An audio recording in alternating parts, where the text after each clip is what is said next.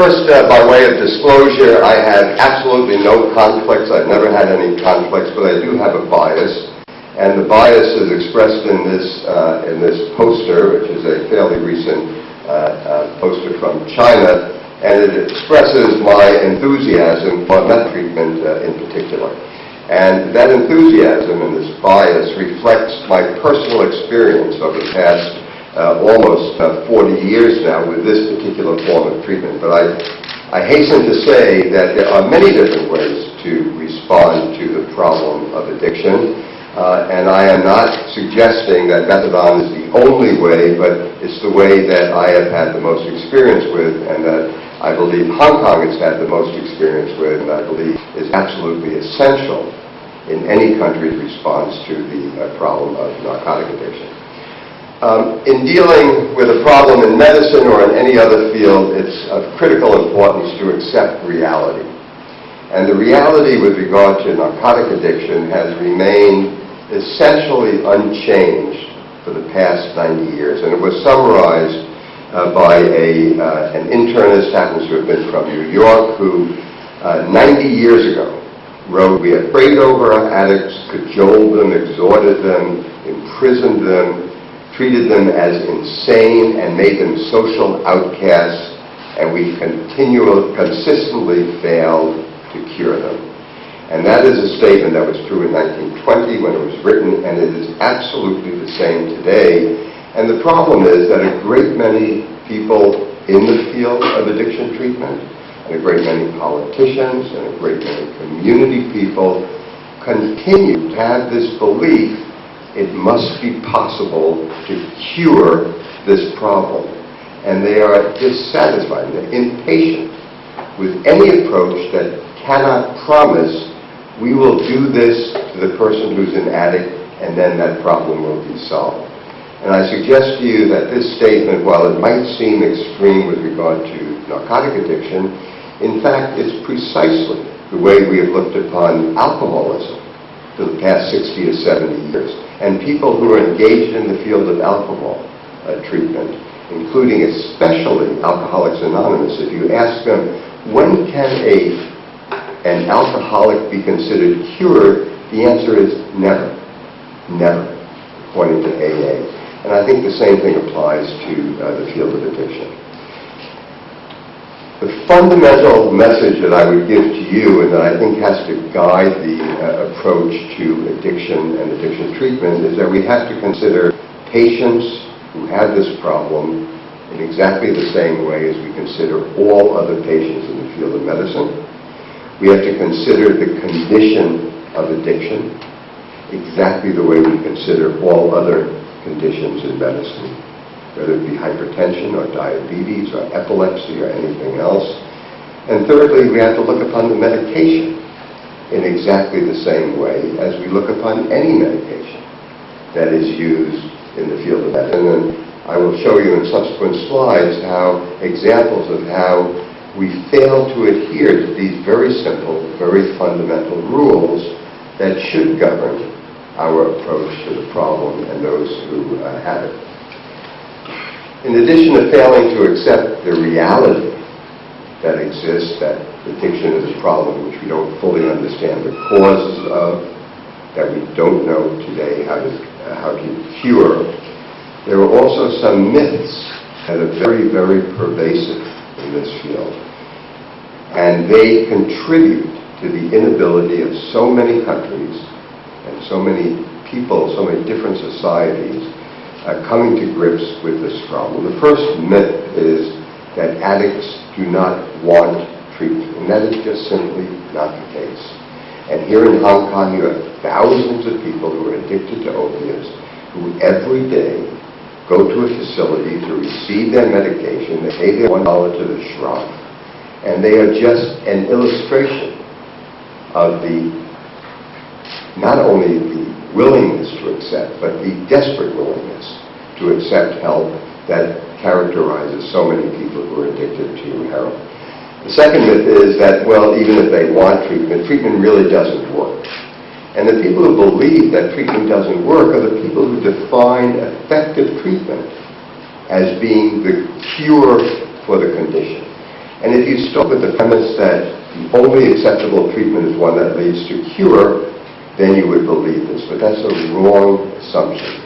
And it's certainly not an assumption that guides us in treating, let us say, heart disease. We don't say after somebody's been treated for heart disease for a year, well, why is the person still receiving medication? We accept the need to continue treatment as long as treatment is effective. And the third myth is that even if addicts want treatment, even if treatment might help, in fact, they don't really need treatment. Because if somebody wants to stop, they can stop.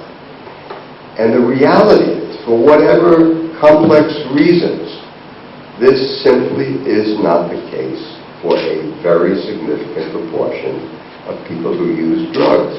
And if any of you have friends or have personal experience with smoking, where people have desperately tried to quit smoking and simply been unable to do it, it is simply foolish to say, if he wanted to, he really could quit. And if he can't quit, it just shows that he's not motivated enough. I was a smoker long enough to know that that's just not the case. You can be desperately eager to quit, and you just, for whatever reasons, are not able to. And those are the people who frequently want and very frequently get benefit from treatment. And in terms of a community or a city or a country's approach to dealing with this problem of drug addiction, and I think really in responding to almost any medical or social problem, is to first decide what is our goal, and then make a commitment to that goal and decide how are we going to reach it, rather than working the other way around and saying, well, let's see how many resources we have, and let's see how far we can stretch them. That will determine what our goal should be. It has to be the reverse. And Hong Kong is an example of how first determining your goal and making a commitment to that goal is absolutely critical. In the case of Hong Kong, in the mid-1970s, 1975, the government set the goal very simply, and they made a commitment to meet that goal, and the goal was that Hong Kong would be able to publicize the availability of addiction treatment for every single heroin-dependent person who wanted it. That was the goal. That was the unwavering goal. The commitment was, that is what we absolutely have to achieve. And in fact, in a remarkably short period of time, they did indeed achieve it. Within 1 year, there were more than 20 clinics set up throughout Hong Kong, throughout the territory. They went very rapidly. When I say they, you, people of Hong Kong, the government of Hong Kong, went very rapidly from 0 patients to almost 0 patients to 10,000 patients. Hong Kong had the wisdom of, to a large extent, especially initially, utilizing existing health facility resources rather than to design and build new facilities, which would have taken years and years and years. Again, the commitment was we have to make treatment available promptly to every single person who wants it. And they also, while setting up the methadone treatment facilities, maintained the support, continued the support of all other treatment services. So they did not say, the government did not say, well, we're going to put our hopes on methadone, we're going to have a big methadone program. Now we don't have to subvent SARTA anymore, or the NGOs or the other services.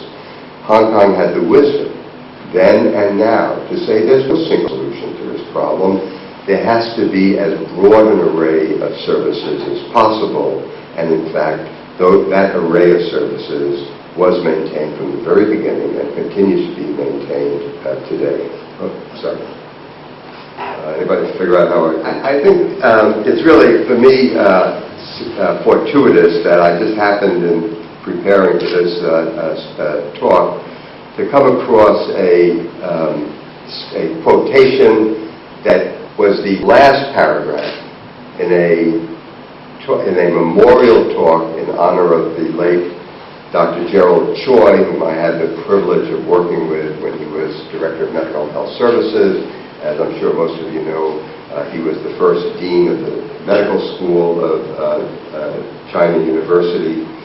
And in this lecture, Dr. C.H. Lung quoted some English surgeon that I have to admit I'd never heard of before, saying the potential of medicine is infinite.